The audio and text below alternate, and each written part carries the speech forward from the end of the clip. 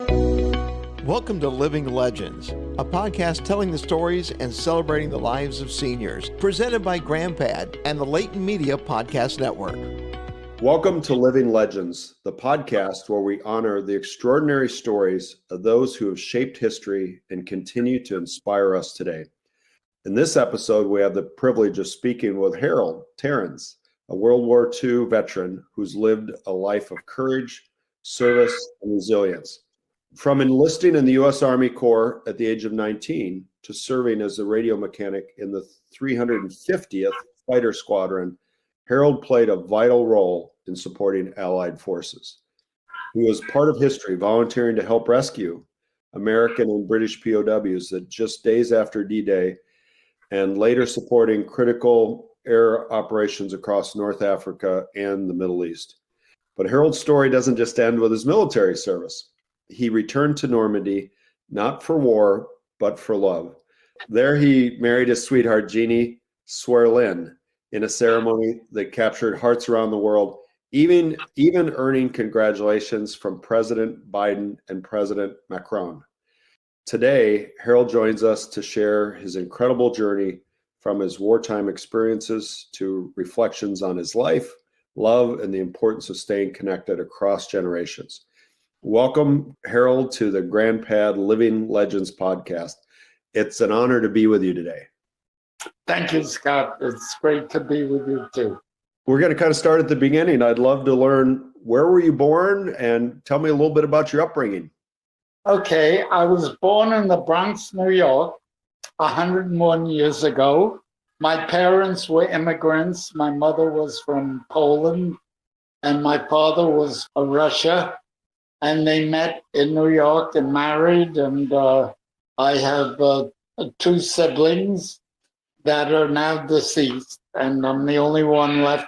In fact, all my cousins and uncles and aunts and everyone, and my old friends were all gone. I have made new friends. And since I was born, I divided my life into three parts. The last 30 years of my life have really been the best. As Robert Browning, the famous poet, said, the best is yet to be. And every day seems to show that he was right. It gets better and better and better. And to prove it, at the age of 101, I married my sweetheart of 3 years, who was 97 years old. I married her in Carentan-les-Marais in France, in Normandy, married by the mayor of the town.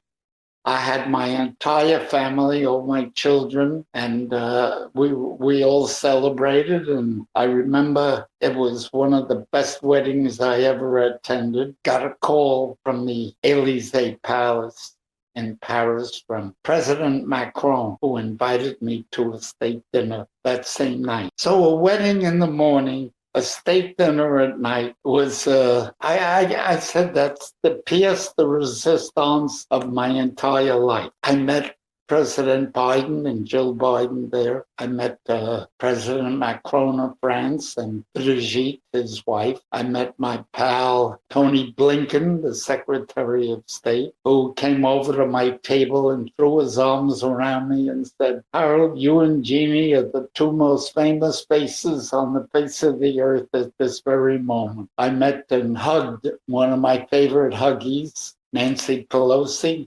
We're not talking politics now. These are all wonderful Americans. I sat next to people who were in President Macron's cultural cabinet, very, very special people. And one of them was Michelle, the Ministral Ulrich, who is the founder of the French Heritage Society. She makes sure that no one touches the Eiffel Tower or Notre Dame or Arc de Triomphe, that no one changes anything. In France, she and I became very close friends. It was a very special meeting when three members of the orchestra came to our table and serenaded us with some special sonatas of Beethoven, love songs, and everyone came over to our table to congratulate us on our wedding. President Macron had everybody stand up, and he proposed a toast to us. And this kid from the Bronx, who was a Yankee fan at birth and played stickball on the streets of New York. Here he was in the Élysée Palace, touching hands and collaborating and chatting and having a wonderful evening with such kings and queens and prime ministers and cabinet members and so many special people. It was the best day of my entire life at 101. Best time of my life. That's amazing, Harold. Thank you for sharing that. Very inspiring. Incredible and so well told. So you're there at the state dinner, President of France, President of the United States, all these dignitaries, and I'm assuming it's a black tie affair. Just tell me a little bit more about the room and what you ate. And you said there was music. Give me a little more color on what that evening was like. We walked in, the two of us, me and Jeannie, and everyone stood up in this magnificent venue, the Élysée Palace. It probably puts most palaces to shame. It has a great, great history. Marie Antoinette and King Louis the 14th, all of these famous people. We walked in and everyone, 1,000 people, stood up and applauded as we walked to our table. And it was the most heartwarming experience of my entire life. You want to hear some of the music that was played? Yes, please. Amazing Grace, The Longest Day by Paul Anka, New York, New York, John Kander. Oh, wow. They played that for you. Hallelujah, Leonard Cohen, Beyond the Sea, Charles Trenet. I know him very well. My Way, Man and a Woman, Francis Lee. So you had a wonderful dinner, great greeting, beautiful music. Did some people get up and dance too? No dancing. Okay, no dancing. I'm trying to see what we ate. I don't know. I was so excited I couldn't eat. They kept serving food. It was like being at the most glamorous wedding that you can possibly imagine. And I was the groom with my bride. I felt like it was my night. I've obviously never been to a state dinner. I've never spoken to someone who's been at a state dinner. So that's really fun and exciting just to hear about that. And one thing on my bucket list is to go to a state dinner at the White House. It must be special. Maybe Trump will invite us. I don't know. There you go. And that I was there in Normandy I have been back to Normandy 4 times. I met 4 different presidents. I was there for the 50th anniversary of D-Day when I met President Bill Clinton and Hillary. I was there for the 70th anniversary. I met President Obama. And then the 75th anniversary, I met President Trump and Melania. Now, Harold, you've met all these very famous people and world leaders. Yeah.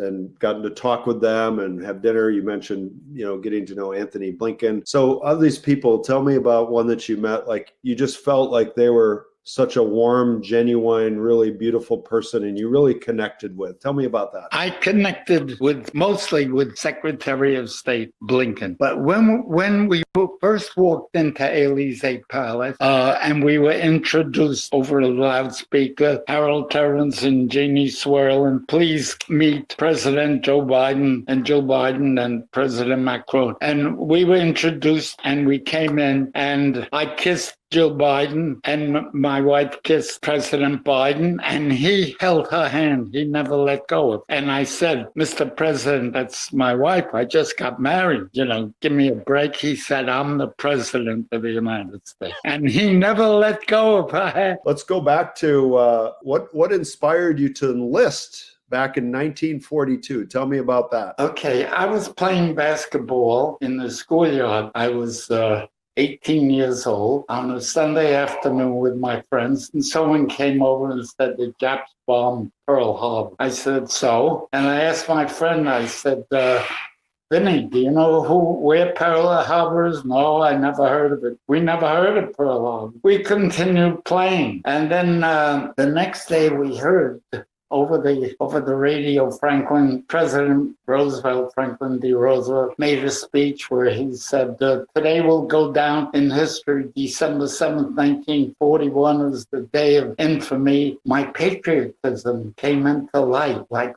We all wanted to go and help and go and enlist and fight. We were all very patriotic, all of us. There was no difference between Democrats and Republicans. We were all one. We were all Americans. I was had a very low draft number, and I was going to be drafted into the Army. I had to be 21 to go into the service. I asked my parents if they would sign for me, and they said yes. I wanted to be a pilot, so I went down to the Army, to the recruiting office, and I told them that I wanted to enlist in the Air Force. They accepted my request, and my day after Thanksgiving, it was in November 1942, I went into the service. I went to camp up in Long Island, New York, and then I went down to Miami Beach for basic training, 6 weeks. And from there, I was sent up, it was now January 1943, I was sent up to the freezing temperatures of Sioux Falls, South Dakota, which is pretty close to where you're from. And I was there for 5 months. I went to school in 40 degrees below zero at 5 o'clock in the morning. And I'll never forget it, but taught me a lot. They taught me Morse code, besides being a radio mechanic. They taught me, I remember the Super 522 Super Heterodyne receiver, and they taught me the Morse code so well that I could send it and receive it as fast as my hand could write. And therefore that became very important later on in the war, when given some special assignments because of that knowledge that I had. And I was approaching my 20th birthday, and I got my certificate from the school in South Dakota. I was sent from Sioux Falls to New York, and now my 20th birthday, I was in New Rochelle, New York, right on Long Island Sound. A port of debarkation is the embark when you're ready to sail. And August 6th was my birthday, my 20th birthday. My parents had a big party prepared for me. That day, we got notice that nobody was to leave the base. We were all restricted. There's no phone calls, no nothing. We were getting ready to sail, to board a boat, which we did. And we boarded a boat. We traveled out to Montauk, Long Island, where we met a convoy of about 100 other ships of the U-boats that were in the waters, traveled in a convoy. We were on the ship for 10 days. And none of us had any idea where we were going. We ended up in Liverpool. We boarded trucks in Liverpool. We went to a little town in Yorkshire in the moors called Eccleshall. First, we went to a town called Stone. And we participated in D-Day. We lost half of our pilots. Yeah, we had 60 planes. On D-Day, we were the day before D-Day, on June 5th, 1944. We were all restricted to base, no phone calls, no mail, no nothing. Nobody's in or out, no communication with the outside world. And we painted each wing with a white stripe, so that all Allied planes would be recognizable. So we did that until the planes took off on June 6th. Every plane took off. It was a nightmarish day. Very, very, planes crashing. 12 days later, they asked for volunteers to go bring back freed American pilots, bombardiers, navigators, to fly to Normandy. And I volunteered. I was told not to volunteer when I'm in the Army, but I'm a little different. I volunteered and I went to Normandy. That was a horror. I don't even like talking about it. It was absolutely disgusting. I told my granddaughter when she asked me to tell her about the war, and I remember I wrote 10 reasons why I hated war. So we flew back one load of German prisoners and a couple of loads of these young kids, these pilots and freed prisoners. They had been prisoners a couple of years. They were all emaciated and most of their minds were gone, and we gave them cigarettes and Hershey bars. It was meaningless. They didn't even know what to do with that in itself. An envelope, special orders. This was about maybe June 20th or maybe the June 30th. I don't remember the exact date. To report to Land's End in England, which was the southernmost tip, and there to board a plane, and not to open the envelope until I got to my destination. So I didn't know where I was going or what I was doing.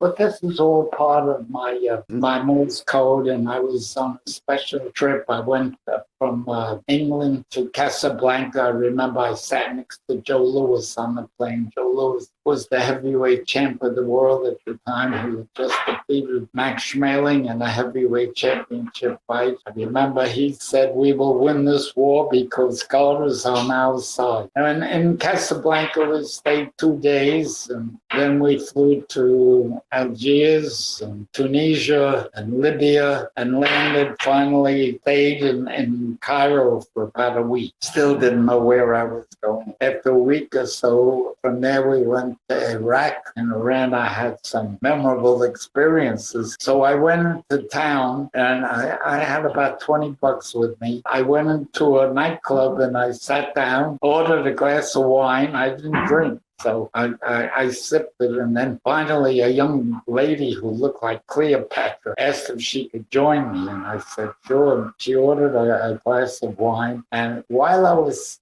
sitting there, she put something in my drink, and it put me in a coma where I could barely see or walk, and 2 men came in, put me in a limousine, and then I passed out, and the next thing I knew, I was on the Sahara Desert, stark naked. They took everything. Wow.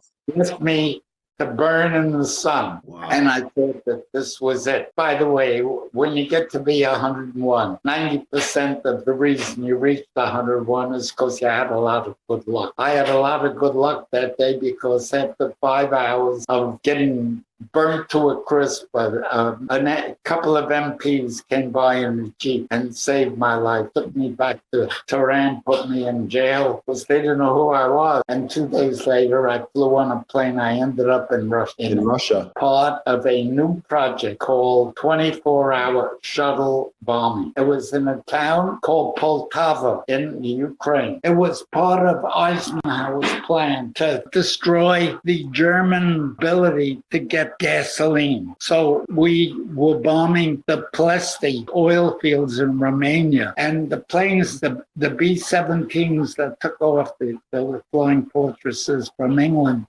didn't have enough fuel to get back. So they continued on to Russia, to Poltava. I greeted them, saw that they were fed. The ambulances took them to hospitals if there were any wounded, and they got new bomb loads. And then that same night, they flew and bombed plus the oil fields again, continued on to Italy, which we had just liberated, and from Italy the same thing, and then back to England, all in 24 hours. But it didn't work. The whole plan, Eisenhower's plan, didn't work because a German Messerschmitt followed the B-17s into Poltava and bombed the hell out of our airfield, destroyed half the planes that were there, and the whole plan was canceled. What year was this, Harold? This was 1944. How did your service wrap up? No, I was flown to Naples, Italy, and I had R&R, rest and rehabilitation, in a convent in Naples Harbor for a month. My parents did not hear from me for 5 months if I was alive or dead. There were no communication from Poltava in Russia. There were no phones, and there was no way to get mail. So they didn't know where I was, and they checked with Washington. Nobody knew where I was. But it was very sad. But my mother survived till 105, 103. And my father died at 76. Harold, I wanted to ask you earlier, you mentioned, I think maybe you're talking about your niece or your granddaughter. You said you kind of wrote out the 10 reasons not to go to war, and can you take me through those? Oh, yes, I can. Can I tell you first one of the stories. Why? Let me tell you a story, and this will be one of the reasons. But this is a great story, and I would like whoever's going to listen to this recording will remember it. The war ended May 8th, 1945, and we all had a big party that night, celebrated. All the pilots were drinking, and we all got drunk, and the next day we all had a hangover. But they asked for volunteers to go to Munster, Germany, to fly there and bring back freed prisoners that were on the verge of dying.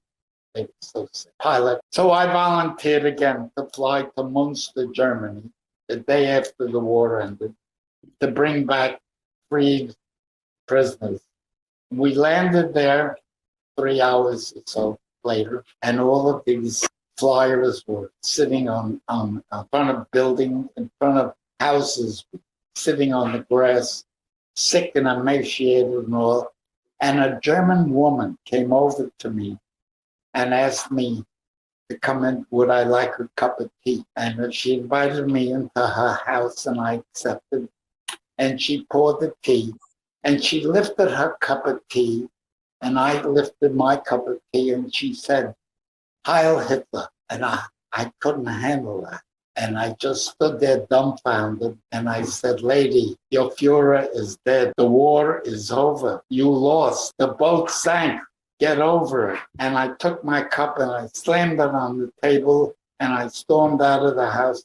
I was ready to throw up. I was so sick. That's one of the reasons I don't like war, because I don't know if they got the message that they lost to this day. I'm not sure. We don't let them forget. I told my granddaughter that I couldn't stand the sight of the body parts. I felt sorry for both sides. I don't know if I can remember the 10 reasons I gave her. I have them written down somewhere. I don't think the losing side gets the message that they lost, and I don't believe in killing. I believe in love. Love is the answer to every. The Beatles wrote the song, "All You Need Is Love." That's all you need. All you need. And that's my religion. That's what I preach to my 8 grandchildren, my 11 great-grandchildren, and my children. I can't give you 10 reasons right now. When you get this kind of fanaticism where people blindly follow a leader, like they did with Hitler, or they did with Mussolini, or they did with Stalin, and people stop questioning things, or they're not involved, and then all of a sudden it just happens, and they kind of get caught up in it, don't they? I think so. Yeah. I think that's what happened. Well, patriotism too. I was patriotic. Right. I would do most anything for my country. To a point, I was. That's right. I mean, there's a big difference between patriotism and supporting the Constitution and the rule of law, and then being a fanatic and supporting some crazy guy like Hitler. Absolutely. I wanted to tell you, Harold, my grandfather was in World War I. He was deployed. He was wounded. He got a Purple Heart in France in the trenches. He fought under Patton in World War I when Patton was not such a big general. Patton was just another GI then. Right. But, wasn't that supposed to be the war to end all wars, the Great War? And then World War II came along just only, 15, 20 years later. Boom, another horrible war. 1918 to 1942. However. Yeah, not very long. And then, of course, we had Vietnam, which is terrible, and all the things going on since then. It seems like we don't quite learn our lesson. No, I don't think any country has learned a lesson. That's one of the reasons I hate war, because nobody learns anything from it. Not since the beginning of time. Yeah, there's no real winner. Someone's declared the winner, but it's usually just terrible for everybody involved. Everybody's a loser. Let's turn to something fun and wonderful. So tell me. I can give you some fun stories in war. Yeah, go ahead. It's a romantic story. I had a girlfriend in England in 1944, just before D-Day. Her name was Joan Whitcomb. And the commanding officer, what was his name? was in love with her. She was just another girlfriend for me. I was 20 years old, but I know about girls. Anyway, the commanding officer was in love with her, and he wanted to go out with her, and she said, no, I go out. I'm Harold's girlfriend. I'm not going out with you. Anyway, when I got the orders to go to Land's End, I wasn't sure if he was getting rid of me to get my girl, or whether I was going there because I was such a good radio operator. I wasn't sure. To this day, I'm not sure. The best story of them all. I was shipped out. She didn't hear from me. There was no communication. Joan didn't hear from me for 5 months. And then after I had this rest and rehabilitation in Italy, I flew back to England. I was reassigned to a B-24 Liberator bomber group in Chelmsford, England. And I called her. I said, this is Harold. And she fainted. She thought I was dead. And when she called me back after she was revived and told me that she married Louis Newhart and that she was pregnant, but it wasn't his baby. Whose was it? She said it was mine. And I knew it wasn't mine. And she just wanted to let me know. 2 weeks after the call, and she told me that the baby is mine and she wants me to marry her. And I said, no, I'm not getting married. I don't know anything about marriage. I don't know anything about love. I'm a kid. So she says, I'm going to sue you. And you could sue, for parental purposes, whatever. And we had a trial up in Cardiff, Wales. I brought along 6 guys, took the stand and claimed that they were with her sexually, which they weren't. But they said they testified that they were, and that she lost the case. I never saw or heard from her again. But I told this to you in a couple of minutes, but that was quite a time in my life. So you knew you were not the father, but back then they didn't have a way to do DNA testing. No, so they didn't have any DNA. No. So there's no way to prove who the father was. No way. Who do you think was the father, Harold? It wasn't me, because I never was with her sexually. Right. It was not me. It could have been the commanding officer who got killed, right? Absolutely. Do we know her? Yeah. What a crazy time. Thank you. They're all young kids. We were all kids. All of us. That's one of the reasons I don't like war. All these kids. What the hell do we know about politics, or why we're at war, or why the Japs bombed Pearl Harbor? Who knows?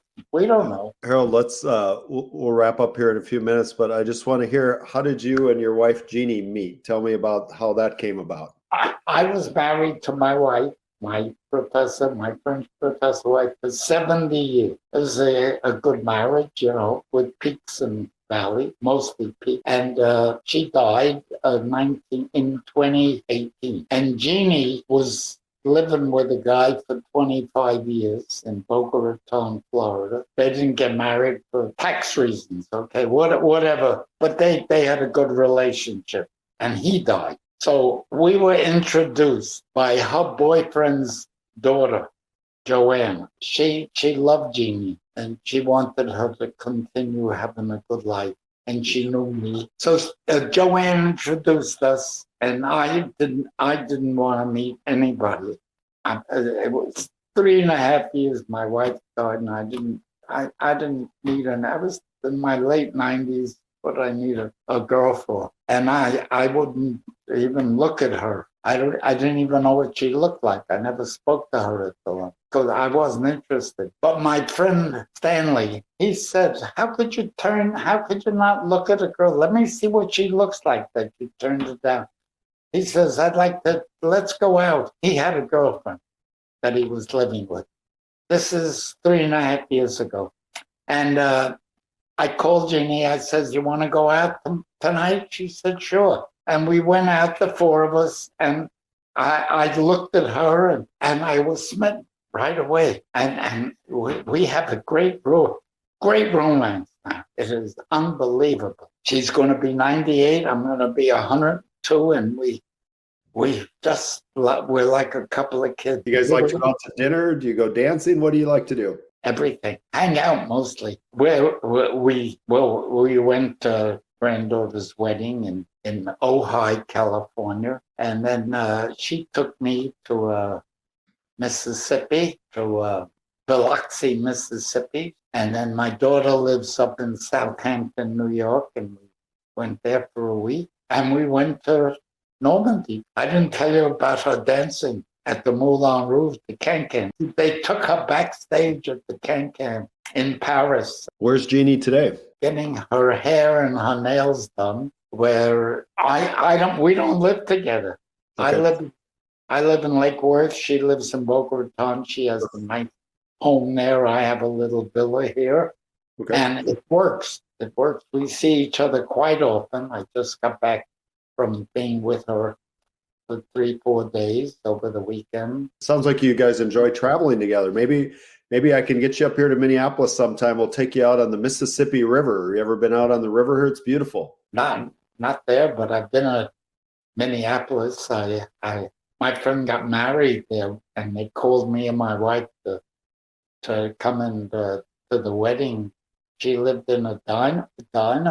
Yeah, Edina is a beautiful place. Yeah, she lived there for 12 years. And I also had a friend that was a baseball player on the New York Yankees. His name was Dave Winfield. Oh, he was very famous. He was good. He was from St. Paul. Yeah, he was a great player. Great player. He was the highest paid baseball Yankee at the time. I remember he got $21 million. He was from St. Paul. Yeah. Yep. Hey, we're just good, hardworking, honest Midwest people here in Minneapolis. Oh, I met a lot of the guys there at the wedding. It was very important. My friend was president of the company, Control Data Corporation. Oh, wow. Yeah, that's big. You know what? Funny you say that, Errol. My first job interview out of college was to go work at Control Data, CDC, in Minneapolis. As I turned out, they gave me a job offer. I turned it down. It would have been my highest paying job offer, but I took another job, which turned out to be really good and set my career off. But yep, I know Control Data well. What did you do in your professional career after the war? I was vice president of sales and marketing for a British company called Hanson Industries. What kind of things did you sell? Construction companies, paper companies. They have a cigarette cut, Players, Please. I see. So it's a big conglomerate that had a whole bunch of products. How many years did you work for them? 40. Oh, wow. Long time. And did you retire from that company then? Yeah. Okay. So that was basically at one job the whole time. That's the way it used to be, which was what was expected. You were a company man. Yeah, I was a loyal guy. Now that's not the way, is it? The kids, they'll have a job for a year and then switch.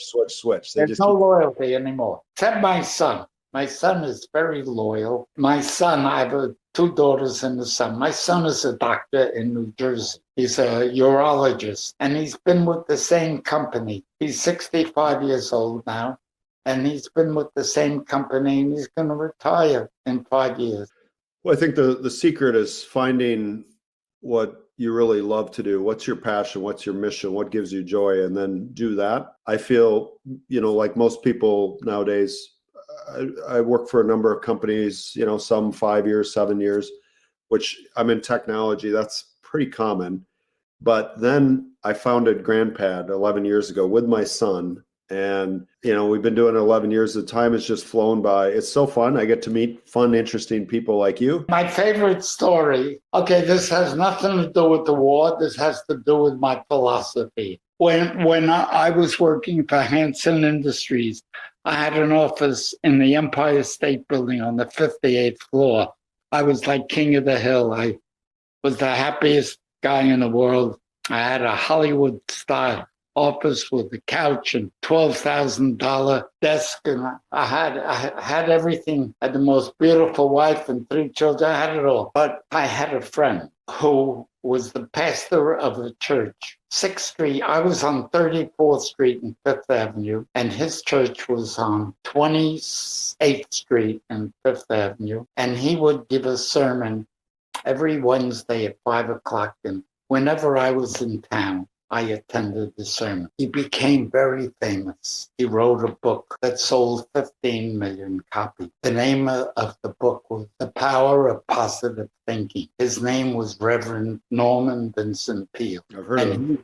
became very close friends. I remember after knowing him for a couple of years, I left, after the sermon, I said goodbye to him. He said, will I see you next week? And I said, hopefully. He says, what do you mean, hopefully? Harold, do me a favor. He put his arm around me. He says, Harold, do me a favor. Delete the word hopefully from your vocabulary. You will be here. If you can't be here, you won't be here. But please delete the word hopefully and just be here. I said, okay, pal. He was the nicest guy in the world. And his book, I bought it for Jeannie. And I said, this should be your guide in life. Do you know the Best Defense charitable organization? Yeah, I've met the husband-wife team that lead it. Yes, absolutely. They want me there. They're